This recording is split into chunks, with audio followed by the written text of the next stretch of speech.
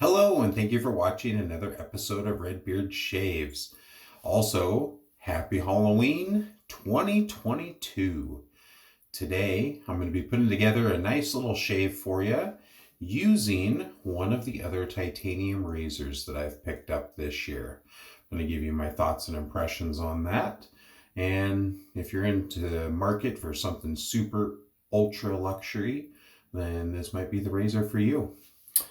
I am going to feature today also PAA Monstroso. This is an absolutely wonderful vetiver blend that Douglas put out. Off of the puck, I get a good vetiver scent, definitely vetiver forward with some citrus in it. I believe he's got some blood orange in it. I get a little touch of sage and just a good earthiness to it. Really nice scent if you are into vetiver.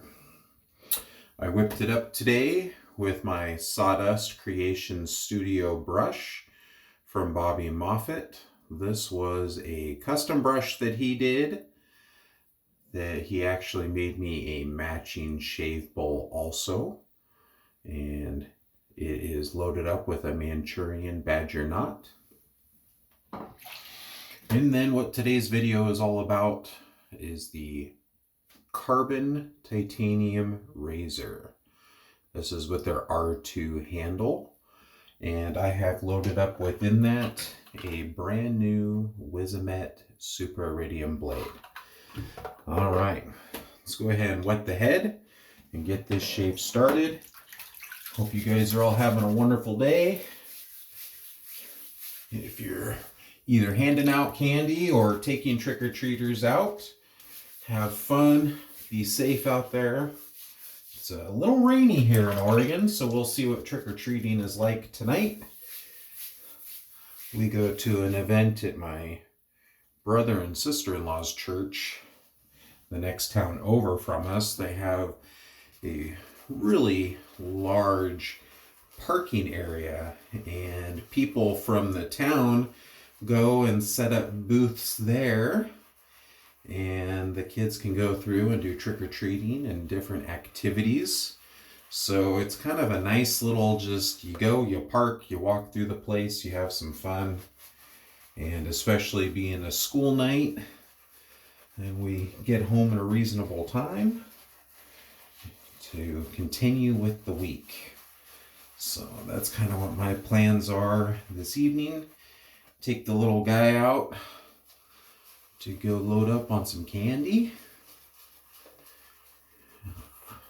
So I've been using this carbon razor for quite a few months now. I have the original stainless steel CX, which is in the R1 handle. It's their original handle shape.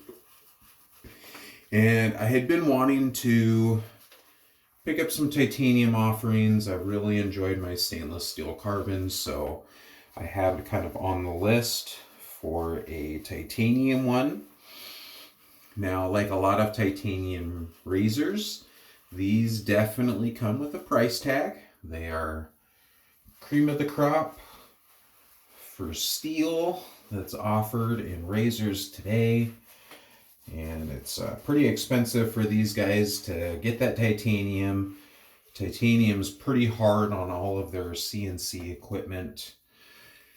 So the parts have to be replaced quite a bit more frequently than, like, especially with aluminum or brass, softer metals. The harder the metal you get up to, the more you kind of have to maintain and replace some of those parts that they're using to construct these razors. So the titanium CX retails for around $379.99. You can see some of these on the secondary market occasionally and get them for a decent price or a lower price. But do know that if you're looking at something titanium, you're typically going to pay more. And the reasons that I stated before are some of those. The overall length of the razor is right at 3.6 inches from head to the bottom of the handle. The R2 handle is what is on here. Has really nice knurling, a good design. I definitely get pretty good grip when it's wet. And this razor only comes in at 49 grams. So, you know, for quite a while now, I have been really into stainless steel safety razors. And a lot of times those are 90 grams up to like 110, 120 grams. So you're really looking at like half of the weight or less. All right. First pass here has good audio feedback. Super, super buttery smooth. I can use this razor as either a daily shaver, or I can mow down a few days of growth, which I think I've got like 2 days of growth here going on. And it just cuts right through it. One of the things that was really interesting to me is, unlike any razor I have ever used before, I don't know if it's just the geometry of how the handle is done, the titanium that it's made out of, or just the weight, but I can actually feel the feedback, and if I have any hair left over, by just like micro vibrations in the handle. It's actually pretty cool. Never experienced that before in a razor, and I just get just this very, very so slight vibration that even during my against the grain pass, I can kind of tell if I need to go back over a spot, not just by the audio feedback, but by the actual feel where I'm holding the handle itself. So kind of a unique experience. Never had that before in a razor. And I'm actually really quite the fan of it. I used to really, you know, put a lot of weight into the heft of a razor, which is why I kind of went towards stainless steel. I liked the weight and the feel. I felt like it gave me a very, very efficient shave. Since I now own a couple of titanium razors, I can get just as good efficiency through them. The TI versus the stainless steel and the carbon are very similar. I can, same thing, daily shave or do multiple days worth of growth, and I get consistent results against the two. So I just typically kind of pick them up as which handle style I want.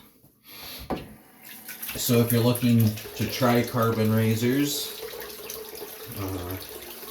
but don't really want to go with the price tag, you can save about $100 going with their stainless steel option. And it really is a great quality razor, really good customer service. They're located in Minnesota, Minneapolis, I believe, to be specific. They do a lot of really cool, unique metal designs. They do some Damascus and stainless steel and in titanium. Sometimes they'll do special heat treats to get some color out on those. I think they've put out like a carbon fiber / graphite style base plates and handles, and then this one special Japanese Damascus that's kind of a bronze goldish color. I'm blanking the name of it right now, but it is gorgeous. So they have 4 different plate options now. So the one that I am currently using is the original plate that is a 0.68 blade gap, and it does have just a slight amount of positive blade exposure. And then they do, I think it's called the minus or the negative, which is a 0.71 blade gap, neutral blade exposure, and then they have a plus and a plus plus plate, which are a larger blade gap with a more distinct positive blade exposure. Really been curious to try some of their positive and double positive plates just to see if I prefer them more than the original, but if all I ever have in my den is just the original plate, I'm super, super happy with it. Gives me a really nice, close, efficient shave. Very smooth. When I very first picked up the carbon stainless steel, I wasn't overly sure how I felt about positive blade exposures at that time in my wet shaving journey. Being a head shaver, being used to my Rockwell, which is a neutral blade exposure, it always kind of felt like I was just so much closer to the skin with that positive blade exposure. I wasn't really sure how I felt about it, but over time and getting used to that and getting my angles right, I really quite enjoy it.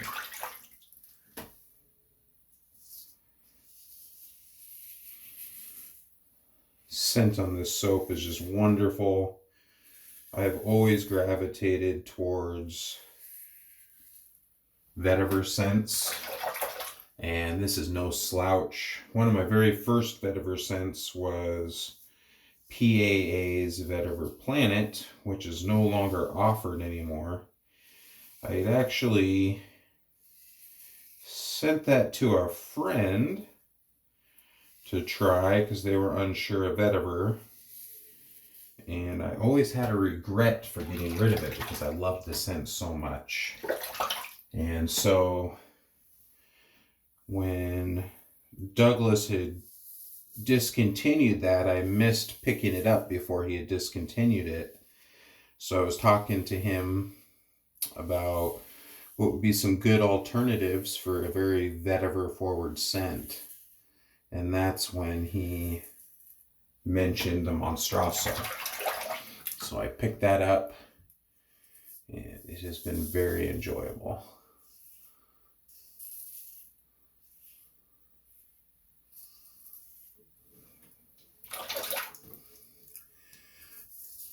Good combination with this Wizamet Super Iridium and the carbon.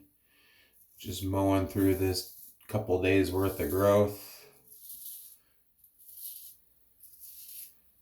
And just really, really nice, smooth, buttery shave. So, like I said, definitely a luxury razor, but will last many, many lifetimes. So if you're kind of looking for something that is in that ultra premium kind of product line, I would suggest you giving it a try, either in the stainless steel or the titanium version. I enjoy both of them. I love the aesthetics of the razor. I love the functionality of the razors. And they've definitely became some of my favorite items in my den. I was kind of talking with a few guys yesterday in the Discord server Canadian Mafia show, and we were all kind of comparing on where we started in the rabbit hole. And for me, my weakness right off the get-go, and kind of continues today is brushes. Like, I've always really gravitated towards brushes. And then as I was going down the rabbit hole even deeper, and when I was making the content for the YouTube channel, I really got hooked on software. I'd got up somewhere between 350 and 400 plus sets because I really like matchy. And then whenever I've picked up blades to try, typically I'll just pick up 100 pack. Then that way I can share them with people if they're looking to try certain blades. Easy enough just to mail a couple of tucks off to people for them to try. Pretty inexpensive. And then kind of my last final part of the rabbit hole, and probably more on my finer tastes of this hobby now, is really turned into razors.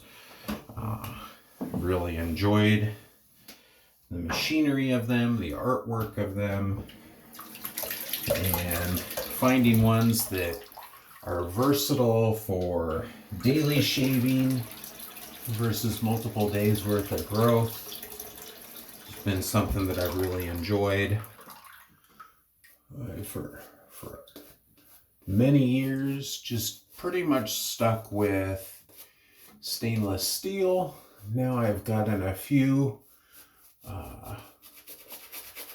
different aluminum razors, and then I have two of the titanium razors, one being the carbon and the other one being the Blackland Blackbird and titanium.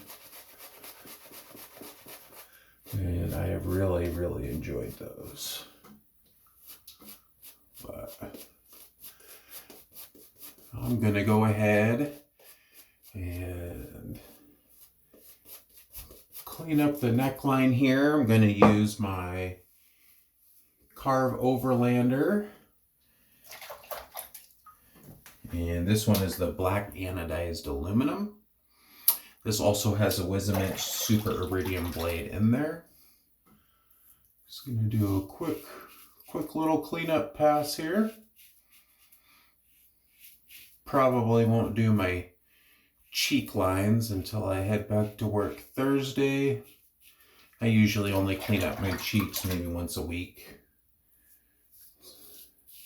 That's if I'm on it. I actually don't mind the natural cheek lines on my beard. So it just kind of depends on my mood. Sometimes I'll let them go for months. Other times I'll clean them up like once a week or so, just to give that a little bit more of a sharp, chiseled look.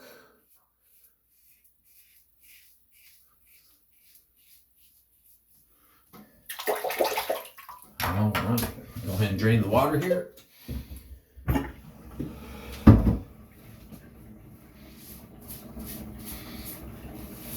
Get all the remaining soap out of my beard. Excellent shave today.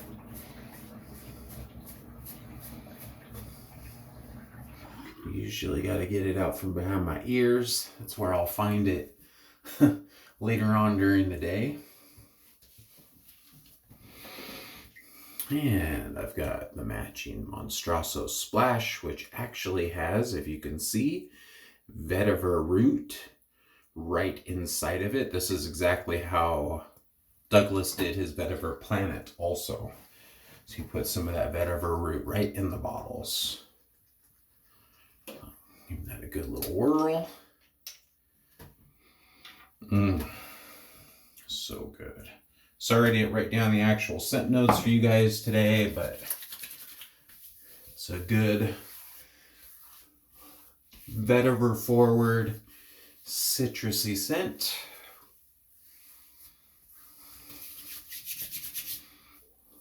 And definitely built towards the vetiver lovers out there. If you're not a huge fan of vetiver, then you might want to try to find something that's a little bit mellower. Maybe it just has vetiver in the middle notes or the base notes, because this is definitely vetiver forward. Hope you guys all enjoyed this episode of Redbeard Shaves. Make sure to check out Carbon Razors. I'll drop the link below. And you all have a wonderful Halloween. And we'll catch you next time. This is Redbeard out. Take care.